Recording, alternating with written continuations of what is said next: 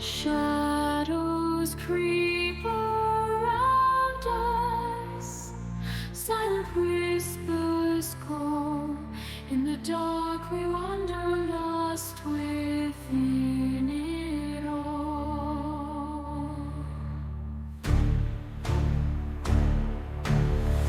Night air is heavy, breaths that freeze the soul. Echoes in the distance, stories left untold. Whispers of the night, drawing near and tight. Secrets in the shadows, hidden from the light.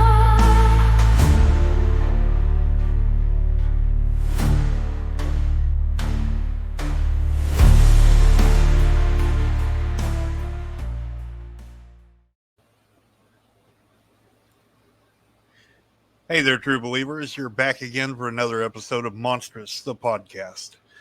This afternoon, we've got Mr. Bill Rigby, and he's got a firsthand Sasquatch encounter that he'd like to tell us about. So, Mr. Bill, how are you doing, sir? Oh, I'm doing great right now. Fantastic. I'm glad to hear it. How are you enjoying the heat of summer? I'm glad it's going to be cooling down starting tomorrow. You and me both. I've been ready for fall and winter since summer started. Oh, that heat wave. Well, I got sick this summer, so with pneumonia. It started in May. I had a small case of it. That was the beginning of May, beginning of June. I ended up where I almost died from pneumonia. Oh, my goodness. And then it all on the same side, the left side. Then in July, I ended up with pneumonia in my right side. So my summer was shot.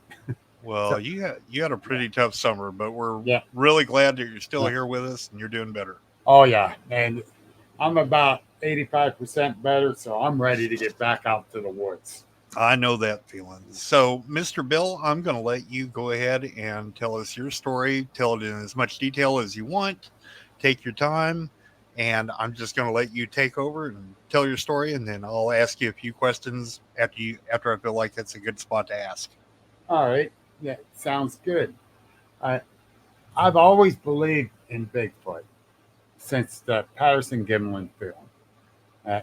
But I think they are in eastern Ohio, western Pennsylvania. Not really. I did not think that. They're out west or up in Canada. They're not around here. But now I end up growing up, spending a lot of times in the woods, become an adult. I had to start doing the adult thing, working and that, but still spend a lot of time in the woods. Well, my wife and I decided to get out of the city life and move up toward the mountains. So we bought a piece of property, moved up to Indiana County near the Chestnut Ridge area, Pennsylvania. We're up there, and I'm telling you, I'm spending more time in the woods than I was with my wife.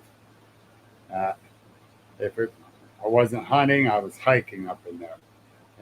I just love the woods is my solitude. But then I noticed something that I noticed all the years hunting, because I hunted up in New York, all over Western PA, Ohio, West Virginia. But I'm noticing these structures, they're everywhere. And I'm like, I'm going to do some research. And the research started coming back to Bigfoot at making these structures. I'm like, nah, I can debunk a lot of these. And I have over several years. But I haven't seen one. Well, I started joining these Bigfoot groups, and that's how I met my friend Debbie Preggy, who's local to me. And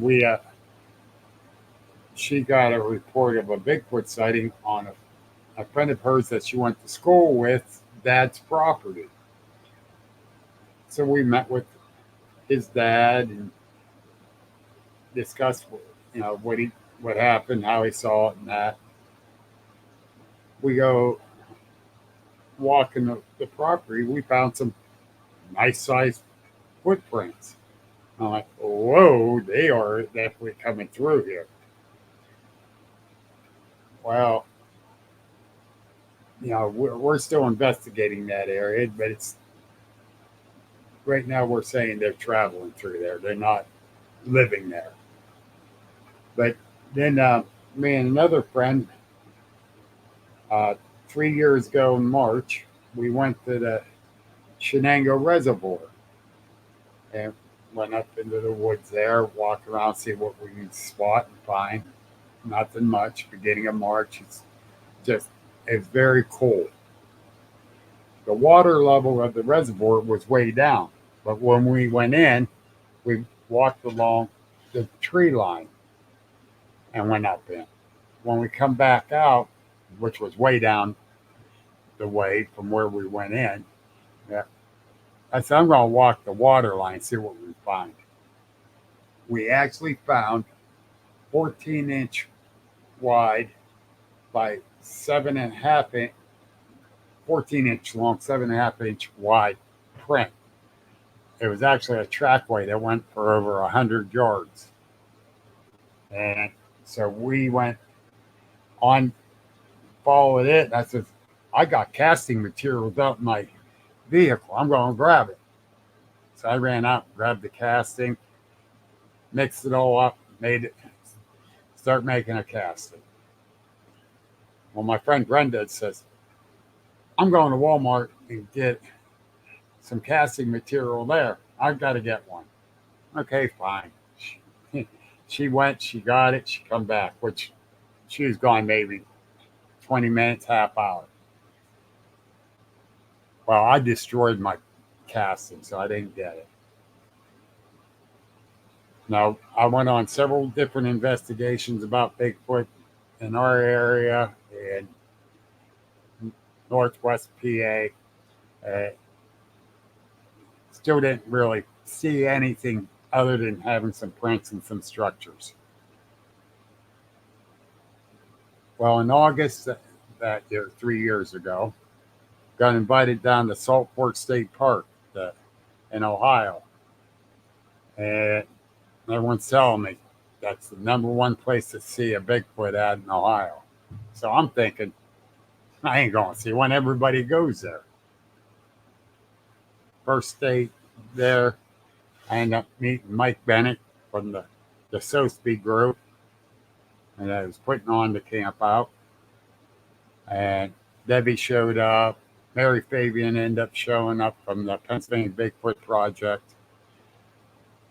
And we're all talking. And Mike says, you guys want to go ride around and see what we can see and show you the different areas here?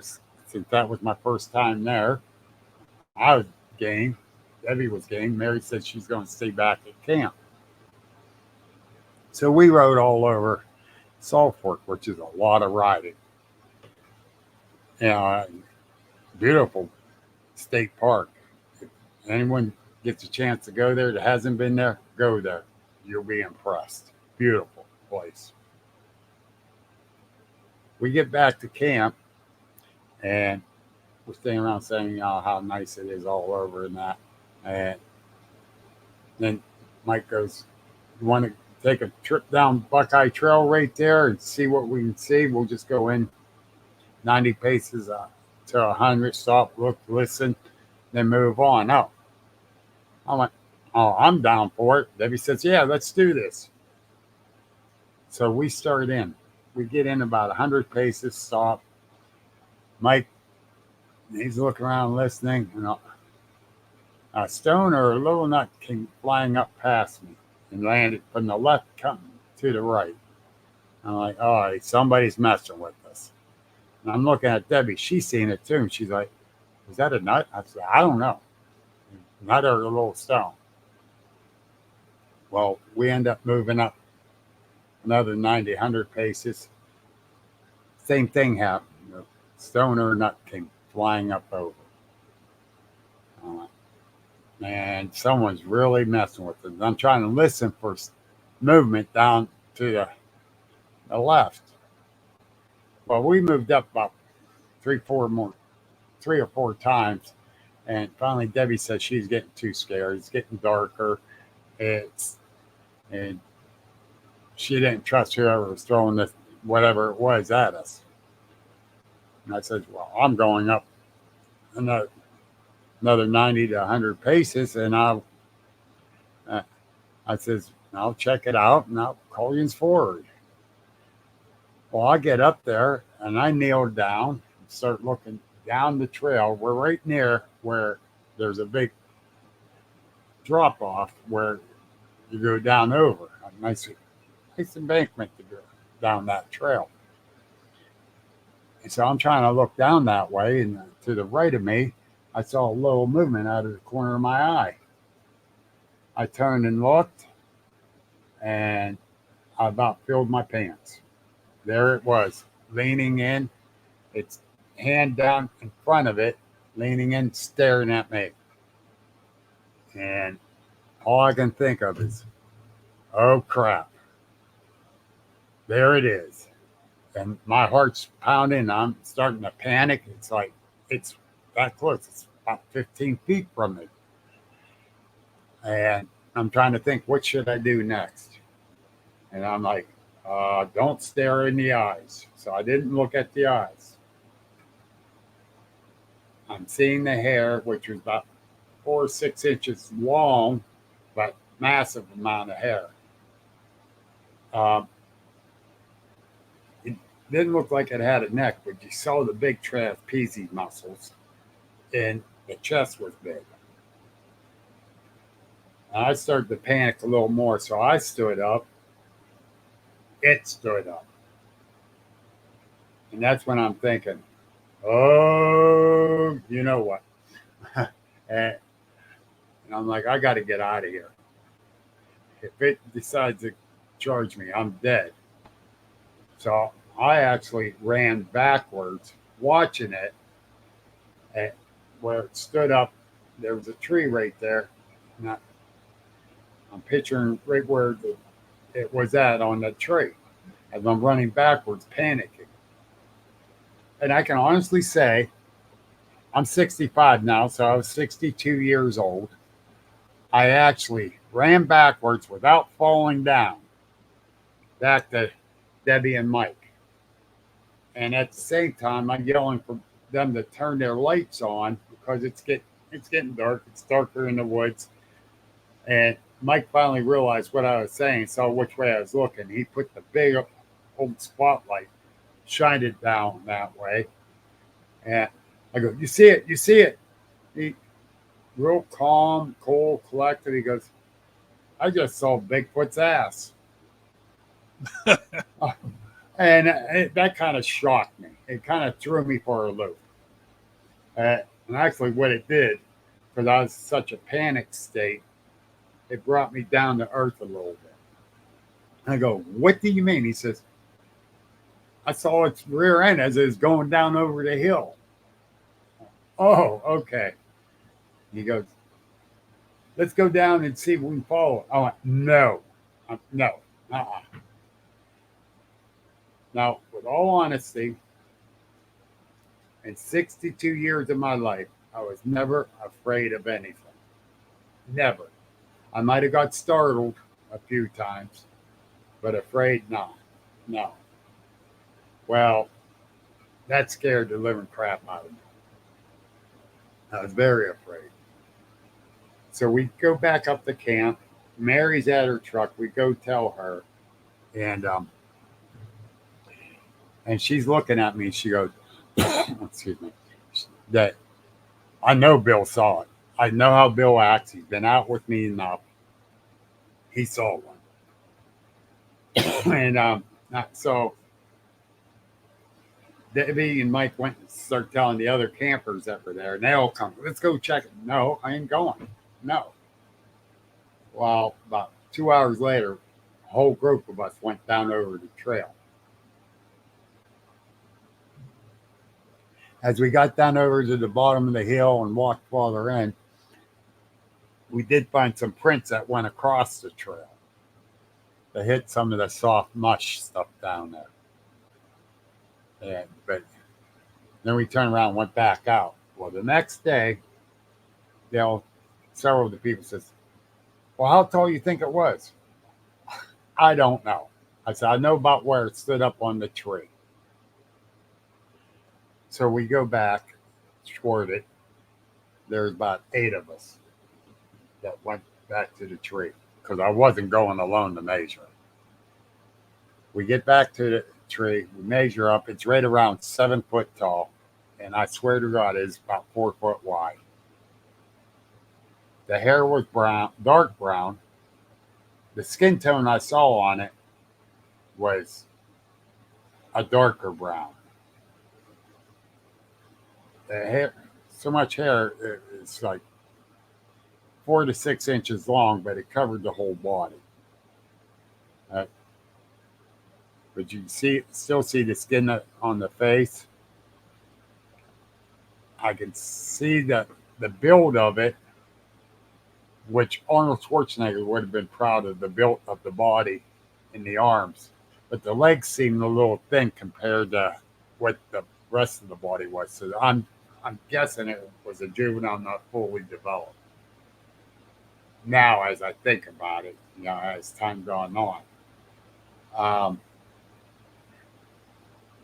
But what got me was after I got home from the camp out, which I'd stayed around a bunch of people the whole time there.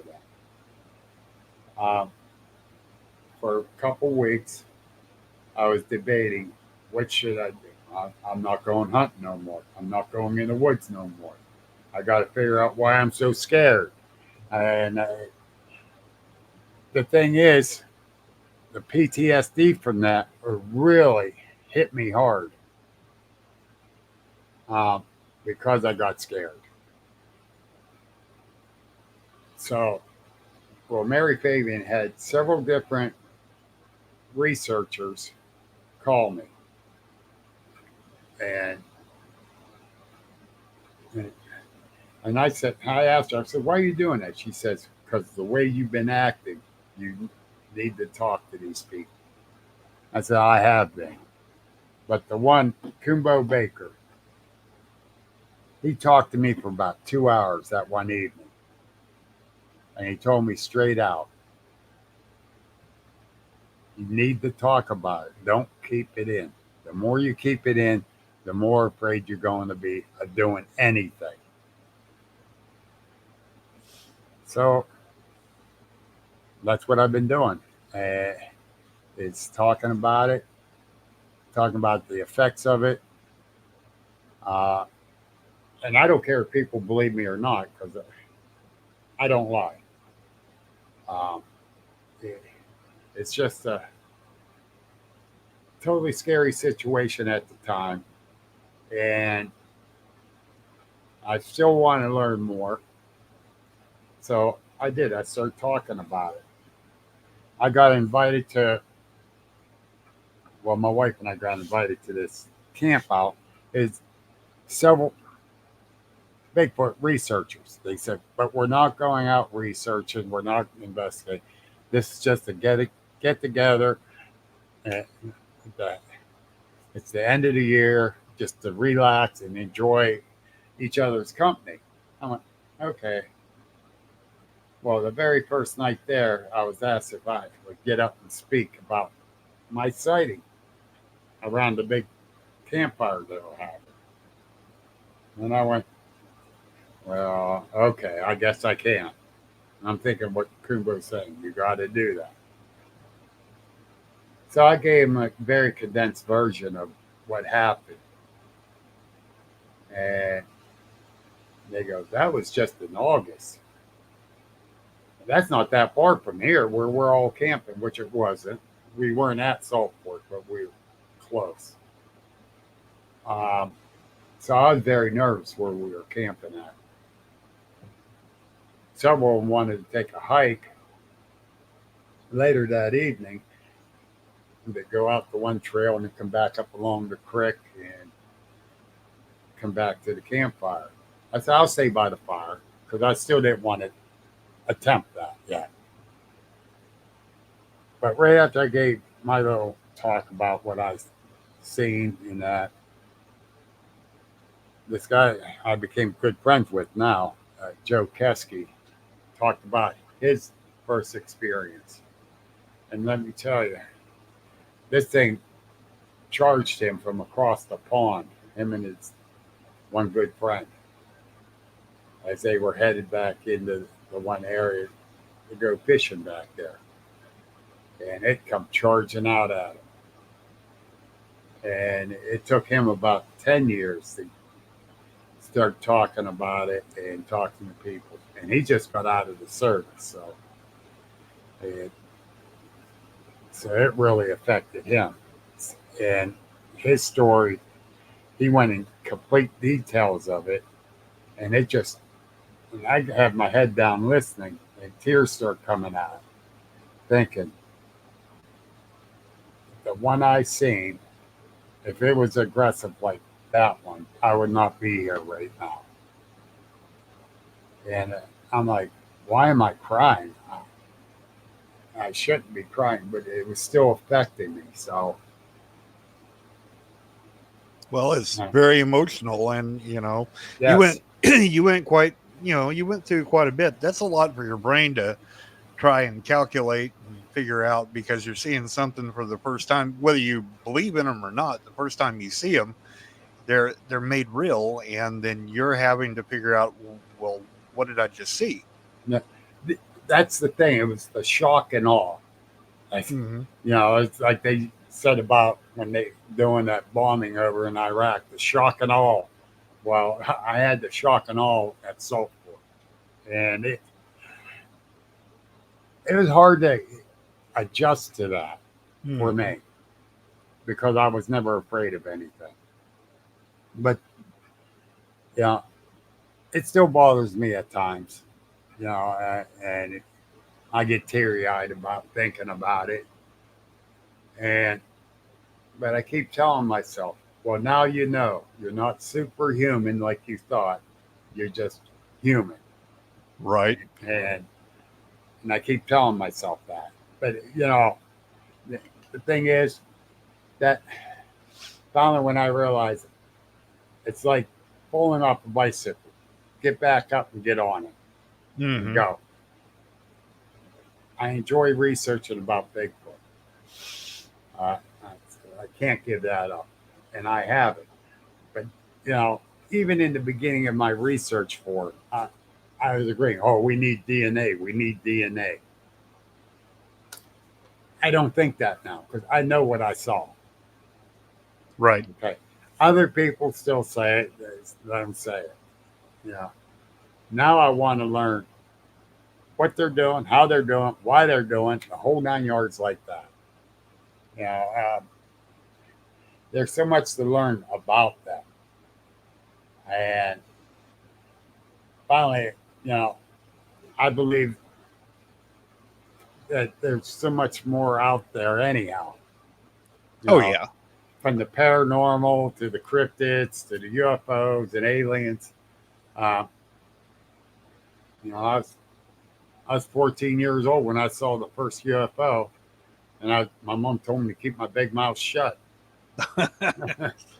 And I found out why too, because the one neighbor took pictures of it and he got harassed. He saw the same thing, and so did the other kids at the school buses. The early spring, nice warm day. We're all standing out there, the sun shining in the morning, and I look up and there it is up over the hillside there.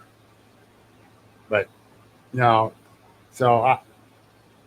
I'm into all this, Right. and so I ended up starting my own group called Agents of the Unexplained. Nice. And I research it all, the whole 9 yards. But my favorite thing to research is Bigfoot. And Sounds like you have a lot in common with us at Monstrous, because we investigate everything under the sun. So if it's right, any kind of anomaly, we're on it. right, and after about a year of having the group, which I got a lot of members in the group, but I got different people that I can count on to help research and that have their own little groups and cliques, whatever. And I ask them that they'll help me because I help them, Right. on the research. And we share what we find. And that's something I've been preaching about from day one. We need to share information. If you don't share it, You're preaching to the choir right now. I That's know. my whole mission. yeah. And I said that the more you share with people, the more you'll learn from them too. Oh yeah. And like you got your podcast. I started my own podcast Good. too, and I get on all kind of researchers, from the UFOs to the paranormal to the cryptids, and I tell everyone the reason I'm doing my podcast is so I can learn from these people. Exactly. And I've learned quite a bit, and it's very interesting. The Yes. stuff you learn. And I really enjoy it because I'm finding out more. Now, tell me, once a Bigfoot is actually proven, Okay. okay, it's proven, there's pictures, there's DNA, the whole nine yards. Are you going to quit researching them? No, because there's too many other paranormal things that seem to be attached to them. So I mean, even if they're proven, there's so many other mysteries that are included with them that there's no reason to stop. I think they're kind of a what is it I want to say, keystone to a bigger mystery. I think that's why there's been so much resistance through saying, whether it's the government or whoever, saying, okay, well, they do exist, like they did with aliens. Because I think once they do with that, it's going to lead to a bunch of questions they absolutely do not want to answer. Exactly. And a lot of people say, oh, and I still say, like, let's use the spotted owl as an example. Mm-hmm. They shut down everything that goes with the forestry. Okay. If there's any oil drillings, any lumbering, they'll stop it because it's an endangered species. Right. So I think that's part of it. I think the other part is they're afraid that the regular humans couldn't handle the idea that there's something else out there. No, I think it would mess with our whole paradigm because, I mean, the existence of a spotted owl doesn't mess with your religious views. No. But if we bring another subspecies or species of human being or something else, now you start to bring into question about religion. And it's not so much about the religion as much as the control you have by using the religion. Exactly. And now, I see we think a lot alike. The other thing, too, is if they can control the narrative, then they control you. Oh, yeah. I mean, they've proven that over the past few years. Yes. And that little bit of information they put out about UFOs, and I say a little bit. Even though they say, oh, this, all this. No, they got several room full of files. Oh, The little bit they let out. That's how the government plays. I know for a fact. Mm-hmm.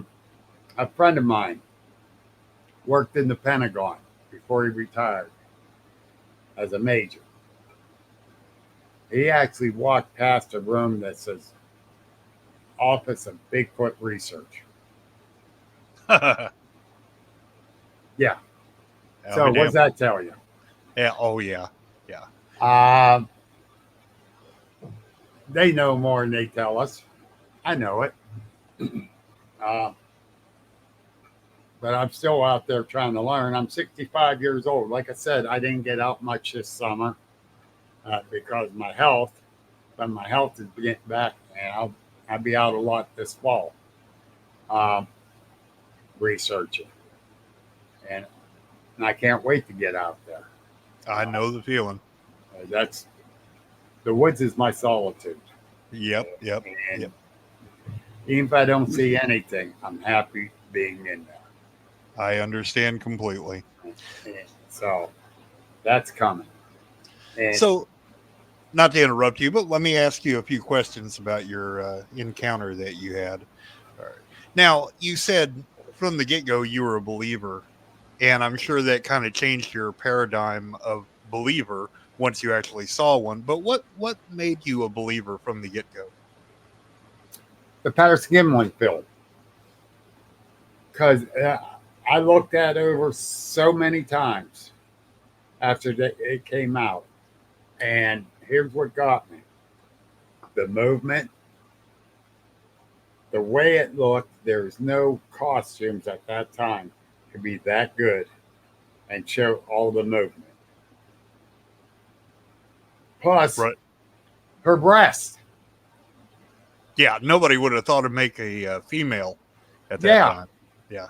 Exactly. And so yeah, that made me a believer.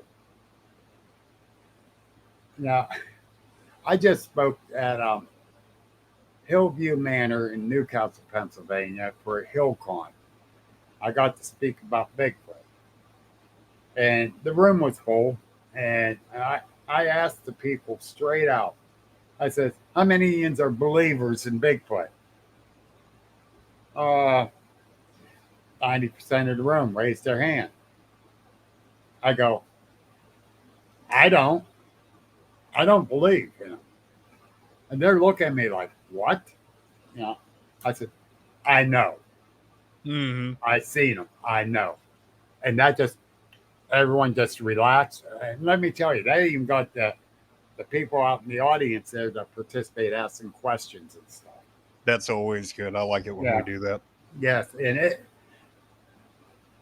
they don't ask any questions. Are they really listening to us? Yeah, right. Make you think.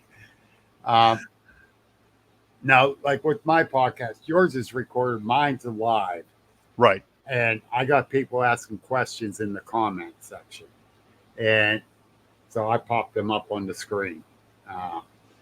But yeah, it's very interesting with this field of research.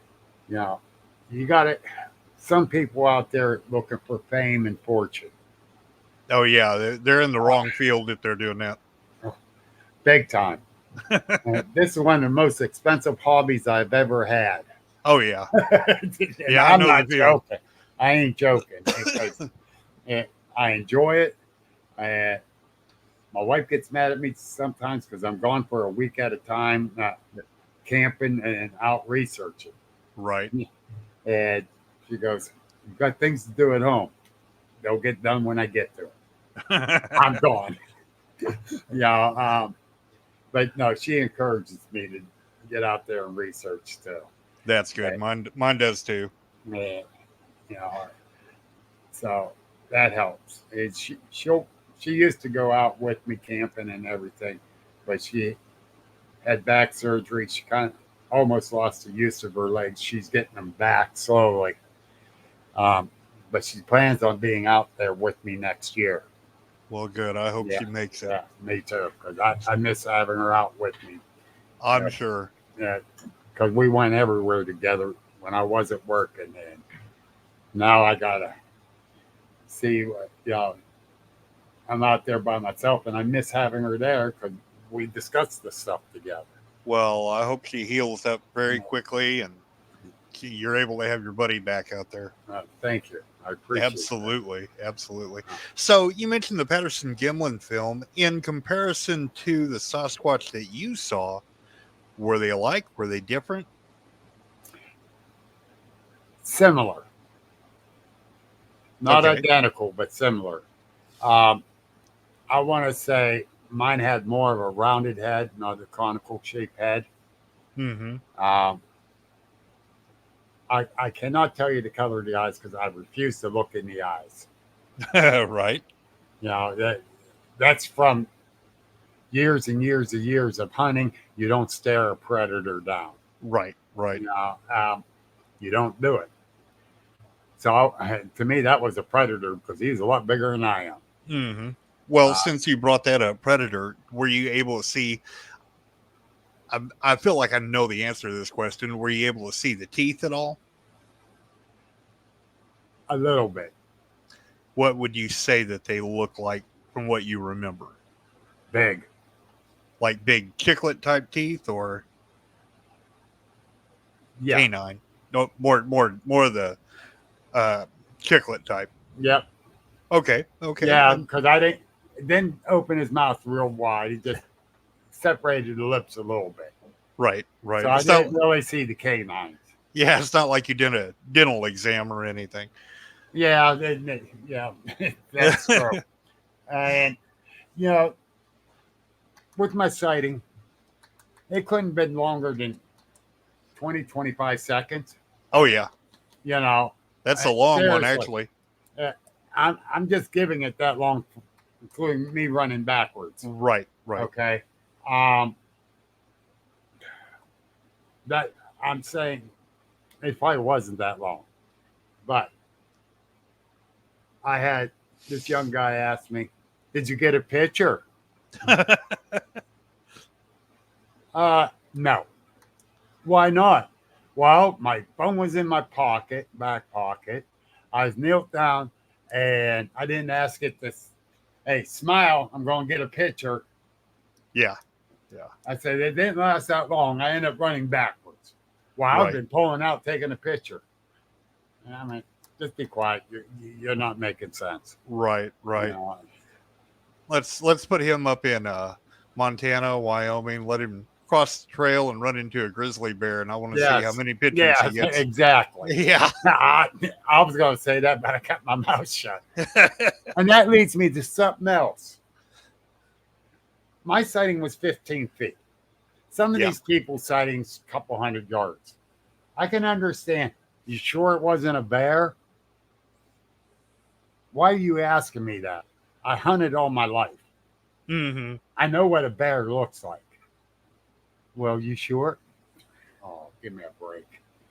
You know, Right. no, it was not a bear. That so question is generally asked by people who don't want there to be. They're too afraid for there to be anything else. Exactly. So I made up shirts that says it's just a bear with a Bigfoot walking across the chest of the shirt. I like And a friend of mine went down to the Smoky Mountain Bigfoot conference. And day before the conference, she went all around down there and she had that shirt on. She said that is the most talked about shirt of Bigfoot that she's had that anyone asked questions about. Yeah, I would That's it. imagine so. And I was going to go down there with a friend of mine that was setting up as a vendor. They said I can set up with them. And I was going to take those with me, but I ended up being sick, so I didn't get to go. I probably could have made a mint. I was going to say, you'd probably be set for life if you had enough of those. Yeah, and it's like, darn it. But it's just a bear. It's just a bear. Well, actually, is my friend Joe Kesky that started it. It's just a bear. Just messing with me. And I said, we're going to do a shirt. And he says, go for it. I said, I'll split the profits with you. He says, no, that's all on you. That's yours. I said, well, you're getting a shirt. So him and his two boys got shirts. But yeah, it's stuff like that. I want to call these people trolls, but they're not actually trolls that harass you like that. They're just trying to figure out why are you talking about something that's not supposed to be out there. Yeah. But we want to know more. And type people, they're not the actual trolls that we have in these fields. Yeah. Yeah, those are hard enough to deal with. I have fun cleaning those out of my Facebook group every so often. Yes, very much so. And So the Sasquatch that you saw, would you say it was more human or more ape-like? 50-50. Fair enough. That sounds like a good answer. That's kind of what I was figuring you might say. I'm speaking October 6th up there at Hotel Connie at Connie Lake, PA for the paranormal conference. And I'm going to talk about the paranormal Bigfoot. Do I think it's paranormal? I don't know. Right, right. I was asked, is it flesh and blood, paranormal, or what? And here's my answer. What I saw, I presume flesh and blood. Mm-hmm. Did it go down over the hill and jump through a portal? I don't know. I didn't see it. Right. Did it go beam me up, Scotty? I don't know. I didn't see it. Right. I'm still open to all this. Exactly. You know, Exactly. You got to keep an open mind. Even though I still think they're flesh and blood, but there's things that don't make sense if they're flesh and blood. Like you're tracking them in the snow, and all of a sudden, there's no more footprints. Where did they go? Right. You know, it's stuff like that. Yep. Or the orb activity that seems to be around the same area, or these flashes, almost like camera flashes that happen. There's several different things. Sounds that, like sounds of children or babies crying, and which we usually tie in with the paranormal more than anything else. Right. Or the what we call the cloaking activity. Exactly. Yeah. So yeah, I mean, I'm one of those that I'm of the opinion that Sasquatch, until I know better, Sasquatch is flesh and blood, but there may be something else going on that is either tied in with it that is paranormal, or something that is trying to use the personification of Sasquatch to confuse us. That's a possibility. Now, is that 100%? No. I'm reaching for straws just like everybody else is. But it seems like there's something more to it than just flesh and blood. Well, Robert, this was actually even told to me. There might be a group of them that are flesh and blood. There might be a group that can cloak or whatever. Mm-hmm. You know, that's a possibility too. You know, right. We don't know. And exactly. We don't know, even though we want to find out. And believe me, I really want to find out. Oh, yeah, I'm with you. I really want to find out, my theory on cloaking is, I don't know. I can't say yes or no, but I know they use the surrounding to blend in. Right. All right. I'm going to say 90% of the sightings is by accident, where they crossed a road or a trail in front of the people. And so, or they're running alongside the highway to go get into the woods. And it's just by chance people seen it by accident. Yep. If you're walking a trail and you're not studying it clean around you, you're looking for Bigfoot trying to see. That's a different story. But just walking out there hiking, you're not looking for it, so you might not see it. And they say, well, you should be able to hear them walk up on you. You don't hear a bear walk up on you. No. You don't hear deers walk up on you. But you sure in hell can hear a chipmunk come up to you. Yeah. Yeah. So I've always said I never see so many squirrels except for when I'm deer hunting. Yeah. And when I'm squirrel hunting, all I see are deer. Yes, exactly. But yeah, and I use this as an example. I'm looking down my firing lane, my tree stand. I'm looking down the firing lane. Nothing's there. So I turn my head to the right. I'm looking up to the right. I turn my head back. Now, this is a total of maybe 3 seconds. There's 2 does standing there, Mm-hmm. 25 yards from me. I didn't hear them come in. Yep. You know? And one day I was deer hunting. Damn bear come walking right up past my tree stand. Yeah. Didn't hear him come in. It's like, oh boy, oh boy, oh boy. Yeah. Please don't decide to climb up. Well, we are human beings, and we have, we're kind of limited by our 5 senses. And out of all of the other animals on the planet, we're probably about the worst with our 5 senses because we've been so domesticated into not using them and everything. But Exactly. But I think reality, in truth, is more than what we can perceive with our 5 senses. We're blind to it because we have no idea how to interact with something if we don't have the organs to interact with it. Yeah, I can agree with you on that part. Except I did learn all these years of hunting, and actually I learned at a young age thanks to this one old timer. Says rely on your hearing, rely on your smell, definitely rely on your eyesight. Yep. He says, but you got to be hearing first. Definitely, you got to be smelling. Mm-hmm. And I'm thinking, the heck he's talking about smelling. A deer puts off an odor, Oh, yeah. and I could smell them coming. Yeah. Yeah. You really can. Well, you really can. Right. For anyone Right. that's not a hunter, they wouldn't understand that. No. Well, especially once they hit rut. Man, once they hit rut, you can Oh. smell them for a mile away. Yes.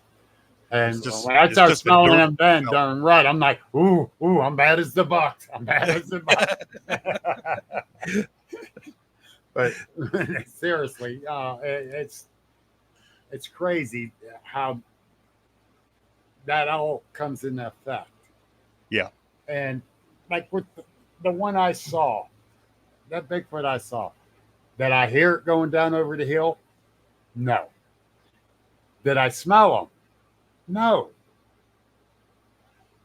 And I don't know why I couldn't at least smell them, Mm-hmm. but I did. And Right. this one said, well, they're supposed to put off scent. Well, I think they do that as a deterrent to get you to go another way. Yeah. Like you're getting too close to their young. So they put off that odor. Yeah. Yeah. I mean, I've been around skunk out in the woods that never put off a scent. And Yes. if they didn't want me to know they were there, I never would have known they were there. Exactly. And the thing is, I believe that's just a warning signal. Yeah. Now, if you get a little too close after that warning signal, you might be in trouble. Yeah. You're probably way too close in the first place anyway. Yes. So Yeah. you mentioned that you're up on Chestnut Ridge, right? Yes. Yeah. I was. I moved back to right on the PA Ohio line. Oh, okay. All right. Yeah. Well, yeah, the Chestnut Ridge is known for a whole lot of activity up that way. Yes. Yep. And actually, I'm going on the 21st of this month. I'll be in Derry, PA, for the railroad days. Friends of mine's setting up. I'm going to be there with them, and I got a casting from right outside Derry called Hillside, Uh-huh. and I'm taking that and showing. I'm very excited about going to this because we always rode our quads from the Bolivar side up over the ridge down to Derry, Right. and I never saw no prints, but I wasn't looking either at that time. We were out having fun on the quads, and that if you drove from Bolivar to Derry, that's a half-hour drive because you got to go around the mountain. Uh-huh. And going up over, it still took us a half hour if we went flying there straight. Mm-hmm. Because you're going up the mountain back down the other side. But we rode all over the top up there. And I didn't see no signs other than structures. And I wasn't putting two and two together at that point. Yeah. And, Yeah. and then I got this casting from over there. And so I can't wait to be showing the people it. When So- I go to railroad days. Yeah, I imagine that'll be fun. So since you brought up structures, there's a lot of, I think, misconceptions and misunderstandings about structures because I see a lot of photographs of, well, look at this structure and it's clearly a tree sapling that has grown in an arch. Because if you spend any time in the woods, you know that those are just everywhere and it happens naturally. Right. But there's a lot of tree structures. So what would you say that you look for whenever you're trying to identify if it's really a tree structure or if it's just some normal odd thing that happened? All right, let's start with the twist and breaks. Okay. The one time I went and did an investigation, it was right on the Indiana-Cambria County line, which is close to Chestnut Ridge, but not. We came from here and went down there because the girl had a sighting on a Wednesday. We went Saturday. And a friend of mine who seen a Bigfoot down that way that lives down in there, me and him, I got a hold of him, said, you want to meet us Saturday there? And he's, yeah, I'm off work. I can do this. Well, Mary Fabian, she came and brought 3 people that inexperienced researchers. They never researched before. So she had me show them. Yeah, that kind of upset me a little bit. But Micah, he went his way. Those 3 went with me. And they go, where's he going? I said, he's fine. He hunts this area. He knows what he's doing. He'll get a hold of me if he sees something. Mm-hmm. Oh, okay. Well, I found a twist and break. I'm looking at him and okay, I know what happened here. I go, you guys see this? Okay, tell me. Is it natural? Animal? Weather? What could cause this? Mm-hmm. Tell me what you think. They're staring at it. Oh, I think a Bigfoot did it. Okay, what do you think? Oh, I'm going along with him. Okay. And the other guy, his name is Bill. He goes, it looked like it was a twist and break. I don't know, maybe a bear did it. Okay, you think? He said, I don't know. And I went, okay, I told you people to look at it close. Am I right? They went, yeah. I went, take a look at the middle of this thing. It's about 1.5 inches round. The middle was rotted. I said, you don't see the rottenness in it? Oh, no, yeah. Oh, I said, that's why I said study it. Right. I said, that's a natural twist and break. And we found another one. And I go, what do you think of this one? And I'm looking at it, I'm thinking, whoa, this is a possible. You know? And this one's a possible. And 2 of them said it was a possible. The one wasn't sure. I said, it's definitely a possible. Mm-hmm. Next thing you know, Mike is calling me on my phone. And I go, what's going on? He says, there's something here you need to see. I said, where are you? He says, well, I headed toward the road. I'm not that way from where we started. I said, all right, I'll be right there. And I told the other ones, I said, go ahead and look around, stick around. And I said, if it's anything, I'll bring you over. And I'm getting close, and I yell, and he didn't answer. So I call him and says, "Where are you?" He says, "I'm real close to the road." I says, "The drive into this place or the highway?" He says, "Highway."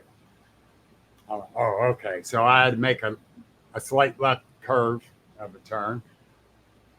I get up to him. He says, "Look at that right there." I'm like, "Oh my God. Looks like a nest." Hmm. I get over and I'm taking pictures of it. People were saying, "Oh, hunters did that to make a blind."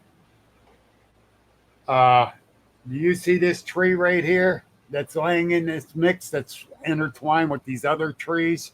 How big it is? You think this person drug this over to make a blind?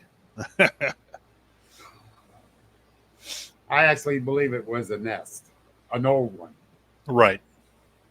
But that's right near where that lady seen it come up over the hill, up over that hill there into the woods. Right near the same area. I went, okay. And I didn't have those other guys' phone number. I would have called one of them and say, "Hey, come this way." So me and Micah headed back. And I'm showing them the pictures once we got back to them. And they traveled a big circle in that area, and they found different things. But I'm showing them the pictures. They go, "Oh, wow." I said, "Yeah." I said, "I didn't realize he was that far away from us." I said, "So I would have got one of your phone numbers so you guys could come this way." I said, "But we did find a couple other twists. We did find a TP type structure. Now, those ones I looked real close at, and I mean really close, because anybody can build a TP structure." Oh yeah, I'm with you on But, that. We did a lot of bushcrafting back in the day, and that's number one. yep.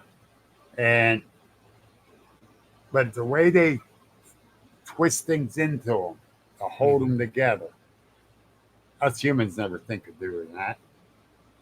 We know how to put them together so they're staying together. And I got a picture of that and showed them and I blew it up and showed them what I was talking about. The little vine that was wrapped in there. Mm-hmm. It wasn't tied, but it was wrapped in to help hold it together. That little vine, if I would put a TP structure together, I would have tied it off so it wouldn't come undone. Right. And so that was a good possibility there. Now we found some X's. And I said, "Nope, I don't agree to these ones. That can be natural from the weather, whatever. But the X's, I do say it's a good possibility. It's the one that has a root ball 20 feet in the air, and you're looking around on the ground, and there's no place there where it was pulled out of the ground. Right. Now, those ones, I wonder what's going on there. Yeah. And how did it get there? So those ones are a possibility. Right. Now, I have a question for you, and I have a theory on this, but I want to see what you say. Why do you think they make structures that are in, well, what we call teepee structures? I really don't know why they do it other than use it as a blind for hunting or put the young in to make the young stay right there while they're hunting. I'm not sure. That's one of the things I want to learn about. Yeah. I kind of wonder if that's not something that has been passed down through the generation after generation that was learned originally by watching Native Americans do it. How did I know you was going to go there? But I kind of got to agree with you there. It's the Native Americans, with the stories that have been passed down and that, and the thing about that is they used to trade with them. Uh-huh. So that's a good possibility. Well, there are tribes down in Louisiana that swear up and down that they still trade with them. I can believe that. Mm-hmm. Down in the bayou. Yeah. Yep. I can believe that. Yep. And I think that, you hear a lot of accounts of people who have horses where they'll find the horse's tail or the mane braided. Yes. And I kind of wonder if that isn't the same thing. Another learned behavior that was passed down. That's a good question right there, and try to figure that one out. Right. Without being the Jane Goodall of Bigfoot. Yeah. Seriously. I'd love to be able to do that. Right. To be amongst them and learn from them and learn what they're doing. Yeah. But I'm getting to that age. I doubt if that'll ever happen. Right. I don't think they'd want me over there, but I think it is possible. I think somebody with the right mindset, the right patience, and the right family group that you run into, Right. with the right social structure. I think if you have a social group that doesn't have a whole lot of young males in it, I think you're more likely to do fine. When I say young males, I mean more adolescent, more close to being teenagers. Right. I think a lot of times when people run into areas where they're really aggressive, you're probably dealing with young males who have gone out on their own and are, trying to make their way and don't have a bigger, stronger male, older male to tell them, nope, don't do that. Well, I think some of those aggressive males, the young ones, just got their butts whipped from the alpha. Yeah. And got chased out of the clan. Oh yeah, I'm right with you on that. No, I really do believe that. But I was told by Nikki Cologne, because I said, I don't think they're really aggressive unless, and she goes, no, Bill, you're wrong. Okay, why? I believe it's in Arizona. Uh-huh.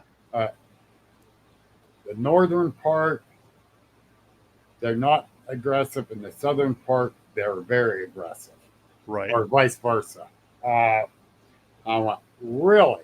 She says, it depends on the clan. Okay. I can buy into that. Yeah. Well, I think that kind of falls back onto, like, even with the Native Americans, we had Native American clans that were very aggressive towards even other Native Americans. You're right. And then we had Native American clans who were pretty chill and pretty laid back. They were just, we just kind of want to fish. Leave us alone, Exactly. And that's what I tell people. It might find an aggressive one just having a bad day and is angry. Oh, yeah. That's usually not aggressive. You just got to understand they're in the wild. Mm-hmm. Can treat them as such.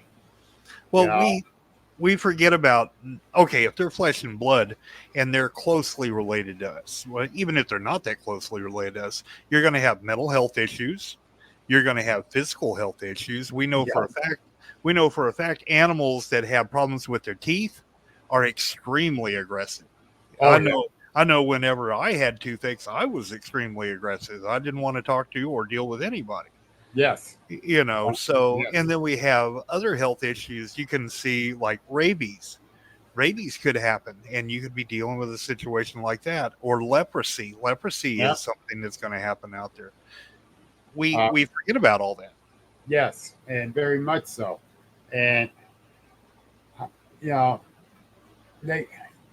was thrown at me, well, how can they have different hair colors and different shapes? And I went, have you looked at Inhumans lately?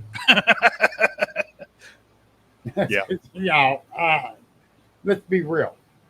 It could be anything. Right.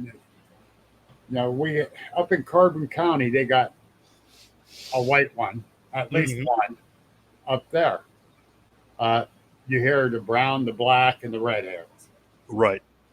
But the white ones are kind of, you know, but, you can have an albino Bigfoot.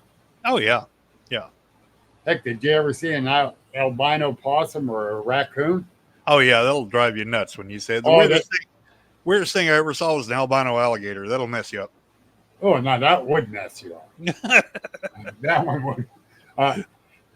I seen that albino raccoon. It's like, what the heck is that? Yeah. Truthfully, that totally kind of freaked me out. Right. Trying to study it. Well, let me ask you this: since this is the popular cryptid that's popped up everywhere, since you're a field investigator and a researcher like I am, have you run into or had any reports in your area of the oh so famous Dogman? Yes. And the young man, which is very, very believable, and I know his family, and Mm-hmm. they're religious, and they believe in telling the truth, the whole nine Right. yards. So I know the family. And when I was told to take this report of a dog man over off of Clark Street in Sharon, PA, I went, that's town. So I called my mentor who lives in the area here, Jamie King, and I told him I got to go take a report on this. And he goes, well, yeah, well, I took that report out South Pie, which is right up the river. Uh-huh. And he says, I took one in the city of Farrell, which is right next door to Sharon here. He says, but it was up on the hillside going down through the alleys, and I believe it was going through the garbage totes. I went, oh, really? He says, yeah. I went, okay. Let me get this report and I'll get back to you. Well, it was actually right on the edge of the Sharon city limits, down along the river. So I believe the dogmans are traveling the river. Yep. I'll buy into that. I believe they travel along the river. You got other animals that go down in there, they drink and whatever. Mm-hmm. And they get into town, hit the garbage, and blame these other dogs and cats for tearing the garbage up. Yeah. So dogmen can get away with a lot around Yeah. town. So he gave me the description of this thing. And it was 7-8 foot tall. It came up from the river and started crossing over the little dirt road that went back that way. Turned and looked at him, then went on into the woods. He turned around and left. Yeah. But he described it like the normal Anubis type looking dog man. Right. 7-8 foot tall. And that would have freaked me out worse than the Bigfoot did. Yeah. Yeah. Yeah, truthfully, that really would have. That would have been, oh, hell's breaking loose. It's here. Yeah. Seriously. He hasn't gone back in that area since. And I don't blame yeah, I don't blame him one bit. So, yeah. And they're out there. Yeah. So I will say they are out there, and we got to be careful. Oh, definitely. When you cross one, I've heard different stories. They can be mean. They'll look at you and keep going. Right. So, it can be like the Bigfoot. It can be mean or not. Right. I don't want to take the chance. I don't want to see one. Yeah, I think the chances with them is a little bit less in our favor. They're definitely more predatory, I think, than the Sasquatch. I think Sasquatch, of course, can be predatory. Kind of like the diet of a bear. They eat whatever. Right. But But I think whenever you get into the dogman thing, you're looking at what we call an obligate carnivore. I think it's something that just strictly eats meat. And Yeah. they're an easier thing to catch than a deer. Oh, yeah. Yeah. Guaranteed. Yeah. I don't But think we taste any better, but I think we're probably easier I to think the catch. deer is better tasting than me. Yeah. But, seriously. So they're out there. Yeah. Now, you mentioned that you believe, and I agree with you, you mentioned that you believe that dogman travel along the waterways like the rivers, creeks, and things like that. What about Sasquatch?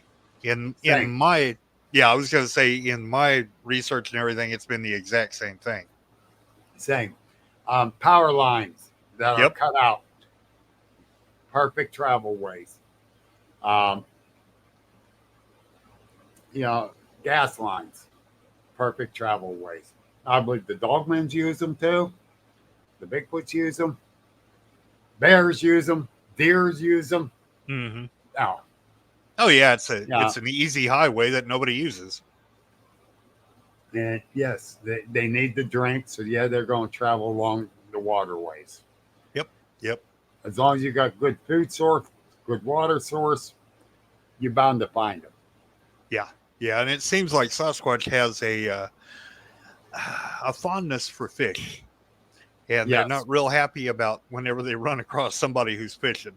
It seems like they have more of a problem with that than they do deer hunters. Yes. Well, deer hunters, they could shoot. Yeah. And come on. Now, I can honestly say, I went down Columbiana County, Ohio, to Corky's research. Uh-huh. We went to his research area. He had several of us come, and we're going to sit there, BS. We're going to watch and see what we can see at his research, because he says they come and watch him all the time. Mm-hmm. Well, we're sitting there, we're BSing, and we had pizza, that homemade pizza and everything Corky made. And he did his podcast and had all of us speak on it. And turned around, that was all over. Things are getting cleaned up. It's about 1 a.m. I'm standing there listening to the conversations going on, which had a couple of different ones. I look up on the hill. Corky had these little, not even 1 gallon, but a quarter of a gallon metal buckets that he got. He filled with shelled peanuts. Mm-hmm. They're still in the shell. Then he took glow sticks on 2 glow sticks on them. Took these 5 buckets and put them on different tree branches going up the hill. I looked up there just to see what was going on, if any of it was moving, and I saw the one that looked like it did. So I'm watching it. All of a sudden, it moved again. I went, nah, I'm seeing things. It's getting late. Finally, it moved again, back and forth. I went, whoa, guys, what? That bucket at the top is moving. Everybody jumped up, turned. My friend Jay Fouch grabbed his thermal. He started shining it up there. There was 2 of them sitting there watching us eating the peanuts. Mm. We can see it on the thermal. Oh boy. So I believe they're studying us like we're studying them. Oh yeah, I think that's absolutely true. I think they do. What was kind of weird about when I got to Corky's, I was the first one there out of all of us that were going, and Corky was still getting things straightened around. I heard this tree knock clean across the road from his place. I went, whoa, there was a knock. And Corky says, yep. Well, my friend Steve Blair came. He was the second one to show up. And Corky was doing something down by the house. And we're standing right near the gully. And there was one hell of a big tree knock down over the gully from me and Steve. And me and Steve looked at each other and said, yes, there was one there. Yeah, he was right down over the hill from us. Mm-hmm. But yeah, so yeah, they knew we were there, and they end up watching us. And I hear different stories there at the group camp area at Saltport, Ohio, of them sitting back watching you, as the campers. And once everyone get in their tents and campers and that, people hear them walking past their tents and pushing on the tents. So, yeah, we're the entertainment. We're their TV. Oh yeah.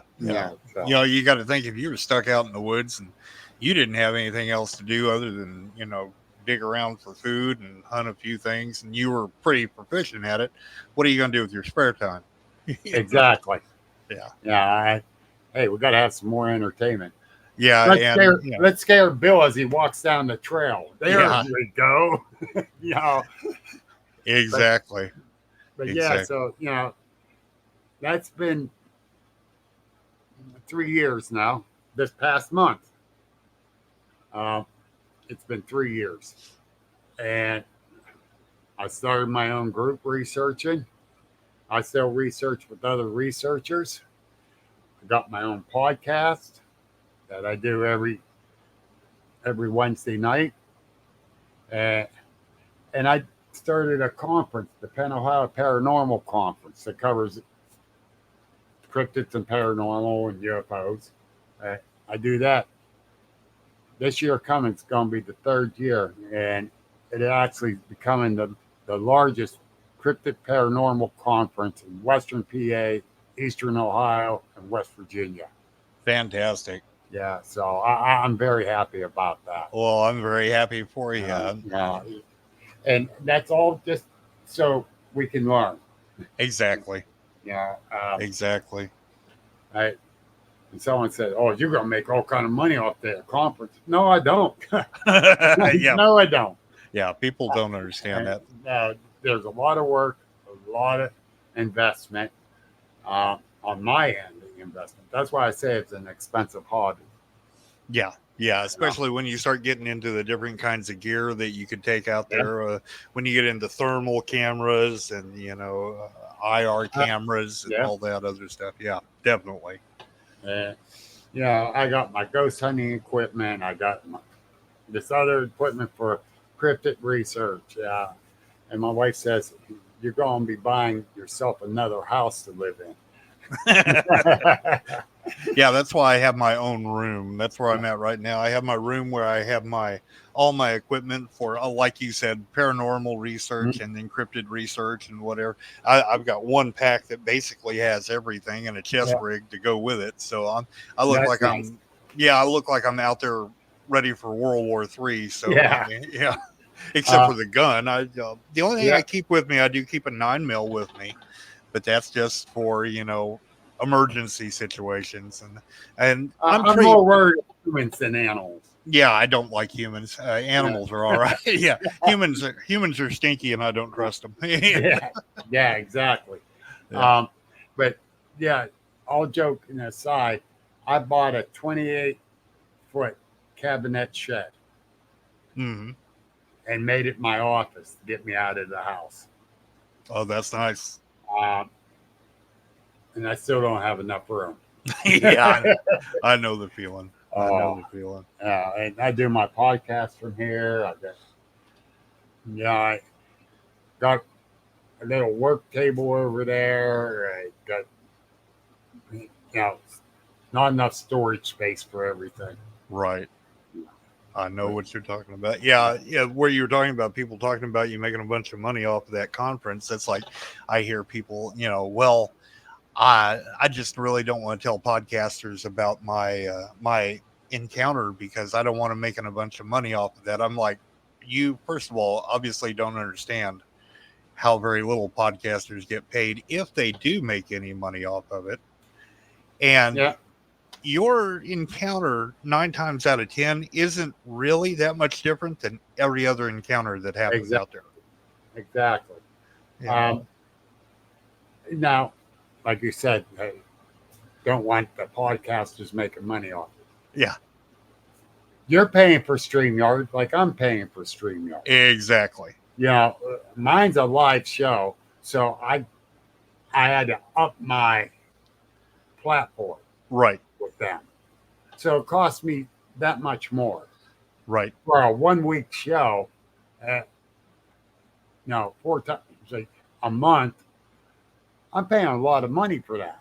Uh And no, I'm not making money off my podcast huh. at all. Not a dime.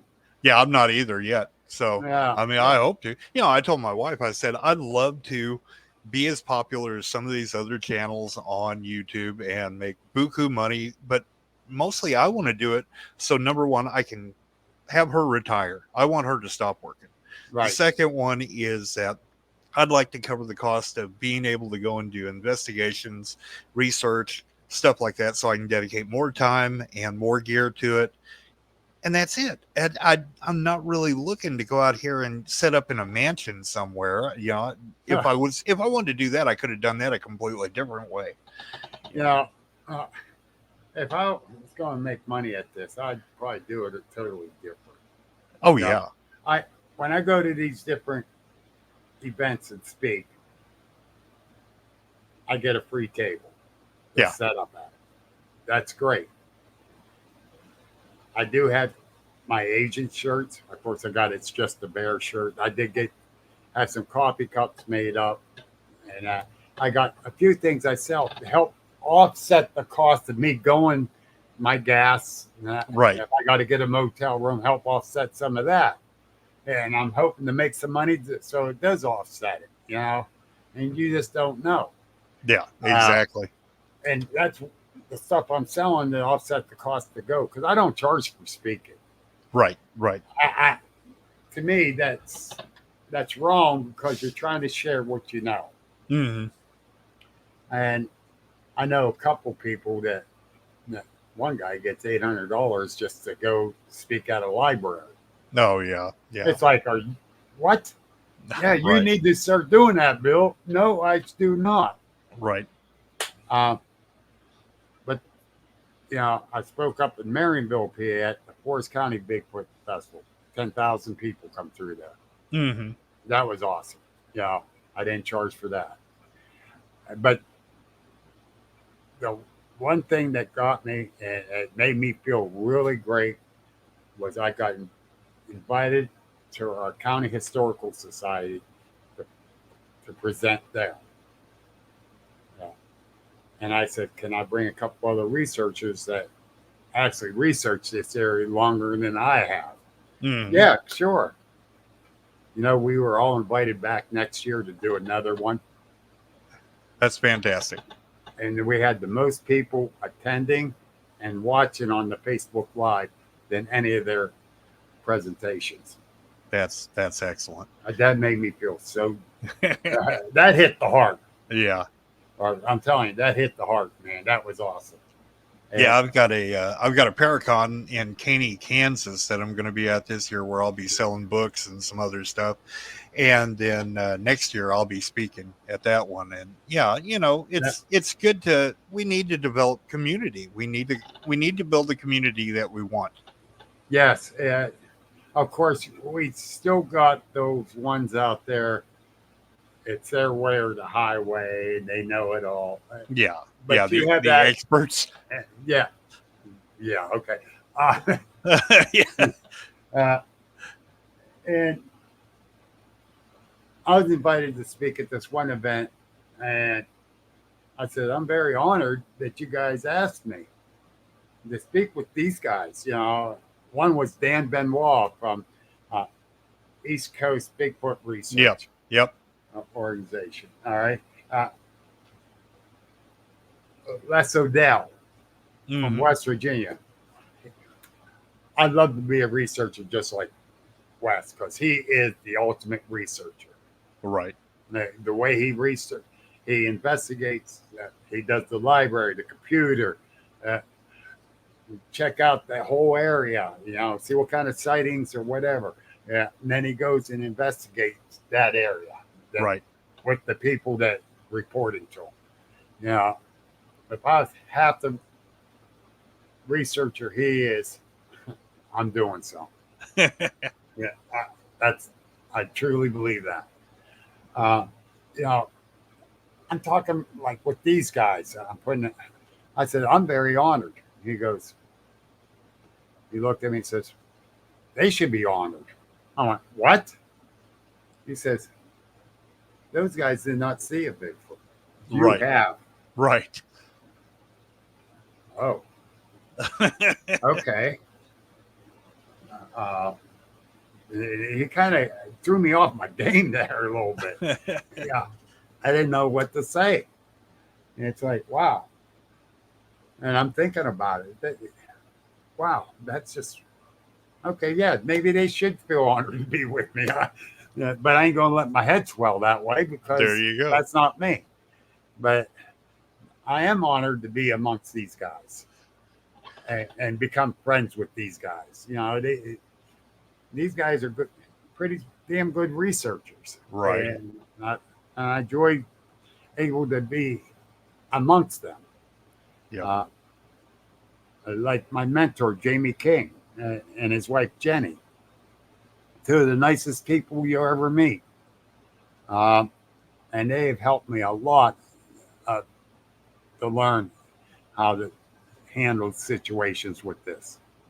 And That's fantastic. That's the way it's supposed to be. yeah. And they're about learning and sharing and that. And they're out in the woods all the time. Actually, they're up in the Alleghenies right now, and I'm kind of jealous. But Oh, yeah, that's a good spot to be at. yeah, Yeah, the Alleghenies is pretty awesome. yes, they are. Yes, they are. So And let me ask you, Mr. Bill, the one question that Wes Germer just absolutely loves to ask everybody. What do you think Sasquatch is? I don't know. I can't honestly answer. That's like, are they paranormal? Are they interdimensional? I don't know what they really are. That's a good, honest answer, and I agree with it.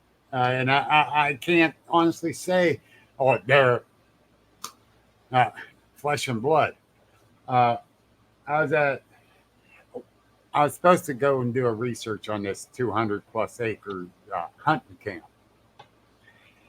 Well, he decided he's having a big bonfire and cookout because I was coming. Invited all these people. Well, I got to meet a bunch of them, and we were all sitting around BSing, and this guy shows up. He's going around telling everyone Bigfoot jumps through portals. That's how they do it. And he's pointing in people's faces and telling this is how it is. And they go, you listening to him? I went, I hear him. It's his opinion. Well, he got in this one old man's face and talking real firm, telling him this is how it is. I said, that's it. He's actually bullying people Right. his way. I looked at one girl, Megan, and says, watch this. I get up and I go, so tell me something. They go, what? I says, Bigfoot jumps through portals. Yes, that's exactly what they do. I'm telling you, I know for a fact. Oh, you do? You got proof of this? Well, no, but I'm telling you, no. Have you seen a portal? No. Okay. Have you seen a Bigfoot? No. Well, I seen a Bigfoot. I did not see him jump through a portal. It's a possibility he can. So either you shut the hell up and sit down and quit telling people that's how it is, or tell them this is what I believe. Right. Other than that, your theory is no good. Good. And I was fine with him going around telling people this is how it is. Till he started getting really in that old man's face. Yeah. Yeah. I won't put up with that either. You know, and that's when I had it. And Yep. I still didn't use the words I actually used. Right. Right. You sound Yeah. like me. Yeah. Yeah. But after he walked off and went farther away from all of us, the one guy goes, "Do you know who he is?" I went, "No, and I really don't give a damn."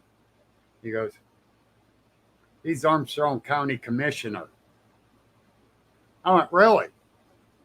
I just told him to shut the hell up, didn't I? Good for you. They all started laughing.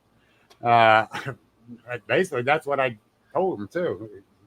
And that's, you know, if that's what you believe, say that's what you believe. Don't say that's how it is. Yeah. There's And a lot of people who claim facts out there and evidence whenever it's not facts or evidence, it's just theory and hypothesis. Exactly. And I'll be damned if there was an expert in this field. Nope. There ain't a one. We're all learning from each other. Yep. We need to pass on what we do know and listen to the other people who can teach. You know, there's people that just get into the field, and I listen to everything that they have to say because you never know when they may stumble across something that you never thought of before. Exactly. And that's why I do my podcast. Mm-hmm. I get little bit of information from everyone I've done. Exactly. Except for two. And those two, neither one were believable. Actually, the one I cut off short and ended because you could tell he was lying. Oh, that's always a shame whenever that happens. Yeah, and I cut him off short, and I apologized to the people that were listening, and I says, "I'm sorry, I had to cut him off short." As some of you could tell, and some of you even mentioned, it's too far outstretched. Yeah. Sometimes you get the ones that are a little bit, they're either delusional or they just flat out know they're full of shit. They just know they were and just wanted their 15 minutes of fame. Yeah, I've seen those before too. Yeah. Well, Mr. Bill, I'm going to go ahead and start wrapping this up. What do you want to tell folks as far as what you got going on? All right. I got my podcast every Wednesday night. Which is? It's called Agents of the Unexplained Podcast. You can catch us on YouTube or on Facebook, and it's the Agents of the Unexplained Podcast page. Since StreamYard don't allow you to go to a private group, which I do have Agents of the Unexplained, and I got 1,600 people in there, but I made it go private when some trolls really got ignorant with my mentor on a print he showed. And they started getting ignorant and saying ignorant stuff. So I went private. Well, I don't blame you. Yeah. Shortly after that, StreamYard says, "Oh, you can't stream to a private group." Well, I did some investigating on that and found out some people were doing porno on them. Oh. So that ruined for us guys. Oh, Lord. Just what we need. Yes. So, and I got the podcast page. I'm going to be doing a meet and greet the 5th of this coming month at Ryder's Restaurant in New Wilmington, PA, for anybody that's over on the Pennsylvania, Ohio area. It starts at 5 o'clock. It's the dinner hour, and then the meeting starts at 6. But in March 29th of 2025, I will be having the largest cryptid paranormal conference in Western PA, Eastern Ohio, and West Virginia, called the Penn Ohio Paranormal Conference. If anybody wants to be a vendor, you can go to agentsoftheunexplained.net and go to the store page. There's a vendor's thing there. It's $35. That's all I charge the vendors. I'm not like these other ones that charge $300, $400, $500. We appreciate that, really. I know. And I why charge that kind of money just to kill the business? Mm-hmm. And for the people coming in just to come in and see it, it's $10 a head. I will never raise that. I know some events were $20, and and $30. Well, you got a family of four that comes in at $20. That's $80 right there. How much money they got to spend with the vendors? Right. Or buy food. That's why I'm keeping it at $10. Yeah. But, or how many people couldn't show up simply because they didn't have the $20 to, get through the door, and they really need to show up. Exactly. And so I try to keep it as cheap as possible for everyone. Right. And it's fun. It's a fun event. I got like Biker Bigfoot. He showed up 2 years in a row. Thank goodness. And everyone had a blast with him. I had Men in Black showing up last year. Nice. Not really. They tried to take me away. But yeah, it's a great event. And I did have it in Hermitage, Pennsylvania. But we outgrew that spot. I moved it 6 miles west into Brookfield, Ohio, which is only 6 miles from Hermitage. The Tiffany Banquet Center, which I can hold 100 vendors, and the seating for the speakers is have up to 300 seats. So I had to make that move. Yep. All right. So that's costing me more money. everything costs anymore, trust me. But I got 5 great speakers coming for that. Amy Boo from Project Zoo Book. I got Gwen Purcell from Got Knockers. I got Michael Cook from Cook's Cryptid Research, and he makes a Sasquatch barbecue sauce. Ooh. And Fred Saluga, he'll be talking about the paranormal Bigfoot. And Jim Sparks, my buddy Sparky, who does paranormal and Bigfoot research. He's a great researcher. Me and him gone out several times together. We think alike. The whole 9 yards researching. That's fantastic. 5 great speakers right there. And we can have up to 100 vendors. Well, excellent. Yeah. Well, if you'll hang around, Mr. Bill, I'm going to do the outro on this, and I'll catch back up with you in just a second. All right. Sounds good. All right, true believers, I appreciate y'all showing up for the show, and we'll be back next week. Don't forget, you can catch us on YouTube. You can find us on Instagram, TikTok, and you've got a group that you can catch up with, and we'd love you to be a part of on Facebook. That's just Monstrous on Facebook. It's a private group, and we'd love to have you there. Don't forget, on September the 28th, I will be in Caney, Kansas for the Paracon. It is absolutely free. We want everybody to show up. You can stop and you can talk to every one of us that are going to be there. And we'll see you next time. And don't forget, lock the doors, lock the windows, check in the closet, check under the bed, because monsters are always around. Whispers in the twilight, darkness and a breeze, shadows move in silence, mystery in the trees.